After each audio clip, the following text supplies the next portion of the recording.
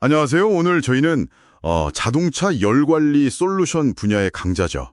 한온 시스템에 대해 좀 짚게 파헤쳐 볼까 합니다. 네, 한온 시스템. 핵심 기술력이나 최근 재무 상황, 그리고 지금 가장 뜨거운 감자 아니겠습니까? 9천억 원 유상증자. 이 부분까지 자료들이 꽤 흥미롭더라고요. 네, 맞아요. 그 유상증자 이슈 때문에 최근에 관심이 아주 뜨거웠죠. 네. 그래서 이번 딥다이브의 미션은요. 이 복잡한 상황 속에서 단기적인 위험이랑 또 장기적인 기회를 좀 명확하게 구분해 보는 겁니다. 특히 이 대규모 유상증자가 당신의 투자 관점에서는 어떤 의미일지 이걸 파악하는 데 좀 집중해 보죠. 좋습니다. 자, 그럼 바로 한번 들어가 볼까요? 우선 한온 시스템, 뭐 하는 회사인지부터 좀 확실히 하죠. 자동차 열관리 솔루션, 여기서 세계 2위.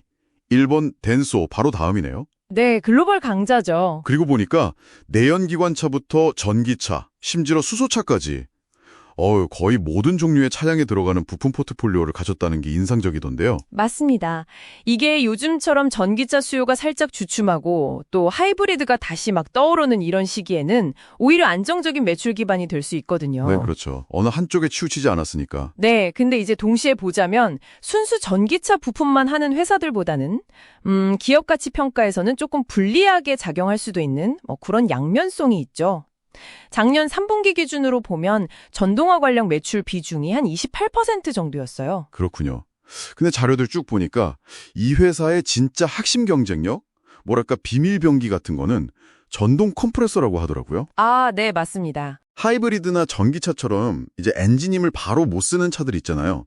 그런 XEV 차량의 에어컨은 물론이고 그 배터리 열 관리에도 이게 꼭 필요하다면서요. 네, 필수적이죠. 근데 여기서 세계 1위래요. 점유율이 무려 25%에 달한다니. 이야, 이건 정말 강력한 무기 아닌가요? 핵심 중에 핵심입니다. 전동 컴프레서.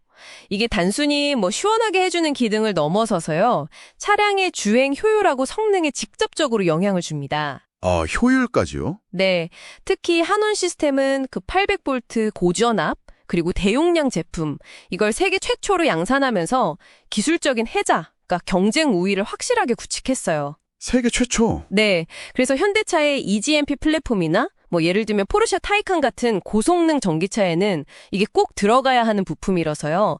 가격 결정력이나 수주 경쟁에서 상당히 유리한 위치를 점하고 있습니다. 와, 기술력은 정말 탄탄하네요.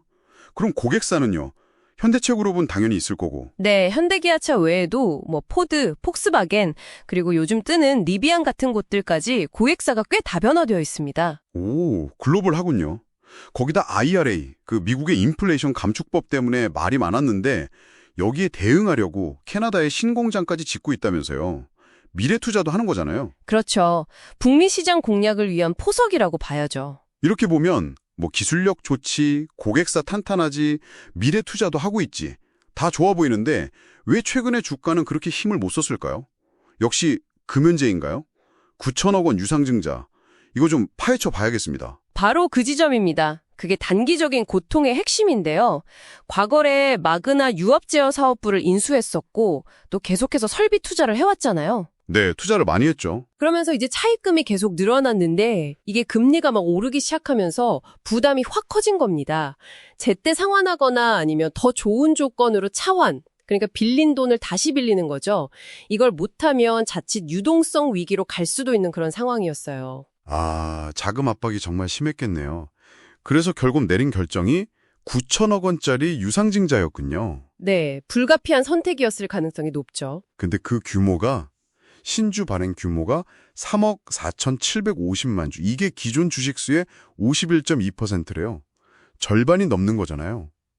와. 그렇죠. 엄청난 물량입니다. 게다가 그 예정 발행가 주당 2,590원. 이게 지금 주가보다 훨씬 낮으니까 기존 주주들 입장에서는 내 지분 가치가 희석되는 거잖아요. 소위 물타기 효과가 엄청나겠네요. 정확히 보셨습니다. 그게 가장 큰 부담이죠.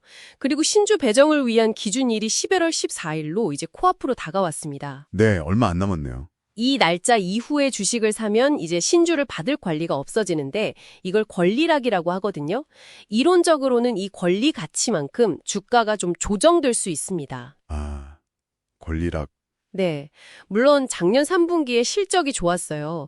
6분기 만에 흑자로 딱 전환하면서 깜짝 실적을 보여주긴 했는데 네, 그건 긍정적인 소식이었죠. 그럼에도 불구하고 이 대규모 징자 물량에 대한 부담감 그리고 또 하나가 공매도 잔고가 꽤 높아요. 5%가 넘거든요. 5% 이상이요? 이런 것들이 단기적으로 주가를 좀 억누르는 요인으로 작용하고 있습니다. 일부 공매도는 아마 그 낮은 발행가로 신주를 받아서 그걸로 바꾸려는 그런 전략일 수도 있고요. 아, 그래서 단기 전망이 좀 어둡게 나오는 거군요. 어떤 보고서 보니까 11월 말 주가를 현재가보다 한 20% 이상 낮은 3,450원 정도로 예측하기도 하더라고요. 네, 그런 분석도 있습니다. 단기적으로는 좀 힘들 수 있다는 거죠. 하지만 이 힘든 터널을 지나고 나면, 그러니까 2026년쯤에는 상황이 확 달라질 거다, 뭐 이런 기대 속한 분석도 있던데요. 턴어라운드 가능성? 네, 그게 이제 중장기적인 관점입니다. 이번 유상증자로 들어오는 자금이 한 9천억 원이잖아요. 그중에 8천억 원 정도를 빚 깎는 데 쓰면 와, 대부분을 부채 상환에 쓰는군요. 네, 그렇게 되면 연간 이자 비용이 대략 한 5% 이자율로 가정했을 때 한 400억 원 이상 절감될 것으로 추산됩니다. 400억 원이요? 꽤 크네요. 그렇죠. 이건 뭐 영업 실적이 좋아지는 거랑은 별개로 그냥 순이익 자체가 직접적으로 늘어나는 효과가 있는 거죠. 말하자면 재무 구조를 탄탄하게 만드는 일종의 수술인 셈이에요. 단기적으로는 희석이라는 고통은 있지만요. 아하, 체질 개선이군요. 네.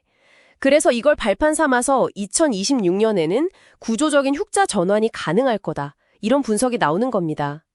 심지어 희석된 주식수를 다 반영하고도 2026년에는 한 195억 원 정도 순이익을 낼 거라는 예상치도 있고요. 아, 이제 좀 그림이 그려지네요. 그러니까 단기적으로는 기존 주주들이 이 지분 희석이라는 아픔을 좀 감내해야 하지만 이 고비를 잘 넘겨서 재무 건전성을 확보하고 나면 그 다음에는 그 강력한 무기, 세계 1위 전동 컴프레서 기술력을 바탕으로 다시 성장 스토리를 쓸 수 있다. 뭐 이런 시나리오인 거군요. 네, 맞습니다. 그게 이 분석 자료들의 핵심 논리라고 볼 수 있습니다. 유상증자가 성공적으로 딱 마무리되면 신주 상장은 내년 1월로 예정되어 있습니다만 네, 내년 2월. 그 가장 큰 골칫거리였던 재무 리스크가 상당 부분 해소되는 거니까요.